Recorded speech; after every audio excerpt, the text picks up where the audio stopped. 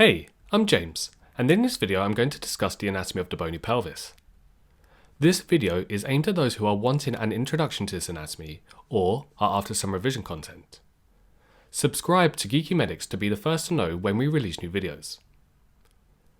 The osteology of the pelvic girdle includes the two coxal bones, or pelvic bones, and the sacrum. As you can see, the sacrum articulates with the two coxal bones laterally. The two coxal bones articulate anteriorly here, though this joint is not included on the model at the moment. The coccygeal bones do not form part of the pelvic girdle, but it makes sense to include them on the model here, as this is a site of attachment for muscles and ligaments that are described in subsequent pelvic videos. For the next few minutes, I'm going to focus on each of the individual bones, and we'll focus on key landmarks. The coxal, or pelvic bone, is a large, irregular bone formed by three separate bones: the ilium, ischium, and the pubis. In childhood, these bones are connected by cartilage, but form one complete bone in adults. The coxal bone is quite difficult to appreciate on a 2D screen, so I will just rotate the model to view the bone from a more posterior aspect, just so we can appreciate the shape of the coxal bone better. The principal point of attachment of the bones is at the acetabulum here. This is where the head of the femur articulates with the pelvis. So let's start with the ilium. The ilium can be described as having two parts: a large upper portion and a smaller lower portion. It is the most superior of the coxal bones and is the one most easily palpated at its most superficial points. In fact, the parts of the bone that you'll most easily be able to palpate on yourselves is the iliac crest, which runs between the iliac spines. The summit of the iliac crest is an important landmark, as it is level with the fourth lumbar vertebra in adults and can be used as an accurate method of numbering the lumbar vertebra, which has implications for spinal surgery or intervention. The anterior superior iliac spine is the most anterior endpoint of the crest. Once again, this is an easy landmark to palpate. This landmark forms attachments for structures like sartorius, a muscle of the lower limb, and the inguinal ligament. Here is the anterior inferior iliac spine. This is where rectus femoris attaches. The posterior superior iliac spine is where the iliac crest ends posteriorly. This bony structure forms dimples on the overlying skin, which can be used to approximate the sacroiliac joint. The gluteal surface is the attachment site for the gluteal muscles. This notch in the bone here is the greater sciatic notch. I will touch upon this later on in the video. The sacropelvic surface is where the sacrum articulates with the coxal bone. The posterior superior iliac spine is here, so you can see how it can be used to approximate the sacroiliac joints. Here is the concave iliac fossa on the anteromedial aspect of the bone. This is an attachment site for iliacus. The next bone on the list is the pubic bone, which articulates with the iliac bone at the iliopubic ramus.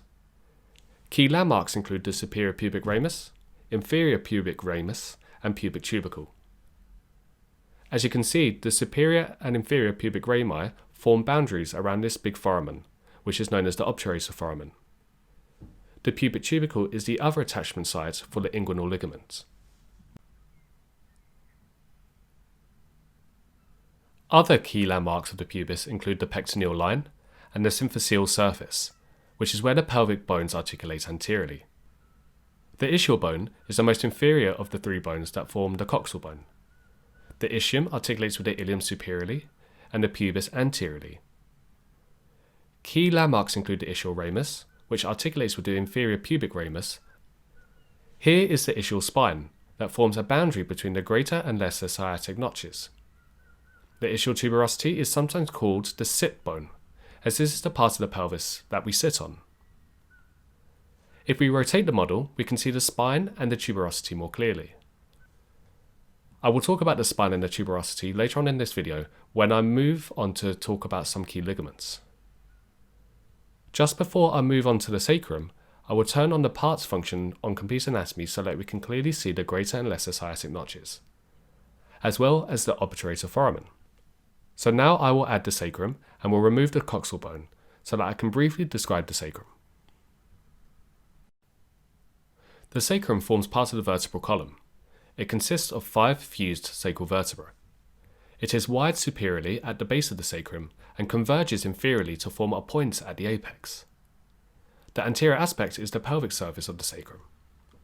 The lateral surface articulates with the coxal bones. On this lateral view, it is also possible to see the sacral promontory.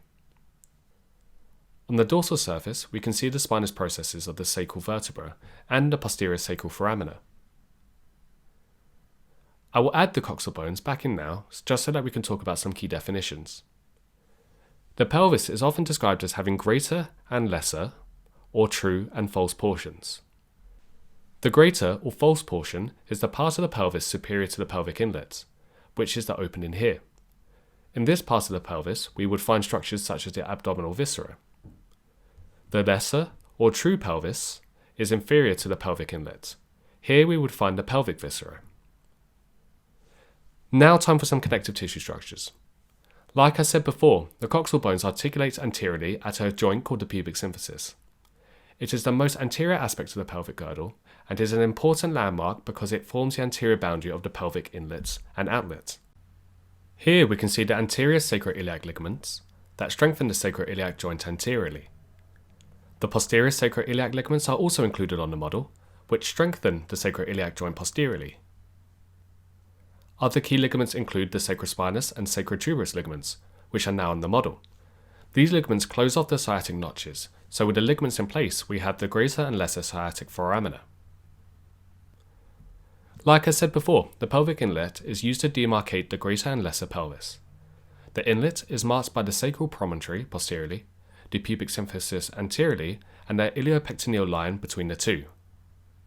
It is an oval shape in females, but in males it is more of a heart shape. The pelvic outlet is a diamond-shaped opening marked by bony and connective tissue structures. Posteriorly, the point of the diamond is the coccyx.